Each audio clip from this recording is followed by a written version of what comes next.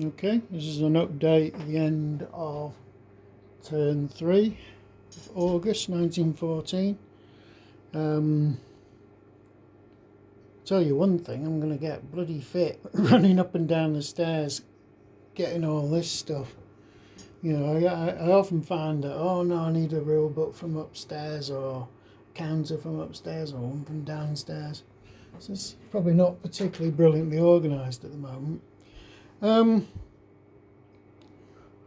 What we have got is the Germans have continued to mobilise their units and are pretty much surrounded Liège. They'll have Liège surrounded anyway, and they're battering the forts to pieces because they've got huge amount of siege artillery and regular artillery bombarding Liège, and Liège hasn't got enough troops to defend its forts. Germans have moved through Luxembourg. Not a great deal of activity down in the south. So they probably need to start considering transferring units north. The French moving into position for Plan 17, which has got to take place in the next couple of days.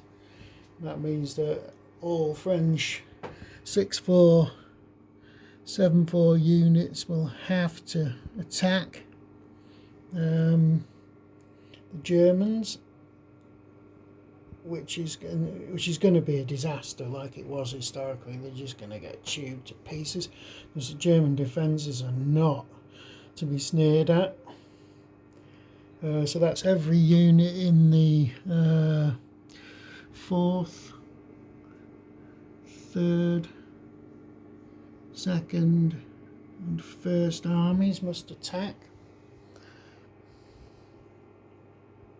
The Belgians, they got a really weird mobilisation plan. Instead of defending the outer forts here at Liège and Namur, they're simply going to just run for it and go to Antwerp, which they all had to pull back into this like Antwerp triangle up the north there.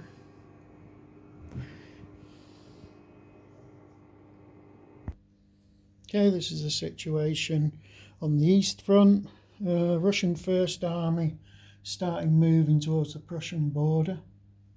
Well, if you see any counters tilted on their side, it's just telling me that they're actually mobilised. That convention will disappear fairly quickly because everything gets mobilised soon. The only exception to that is down south here. The ones with the red blocks are the ones that aren't mobilised. Everything else is mobilised. Germans are sort of trying to rig up some sort of defence in Prussia, though they just haven't got enough units. They're going to have to transfer some units in the Western Front, as they did historically.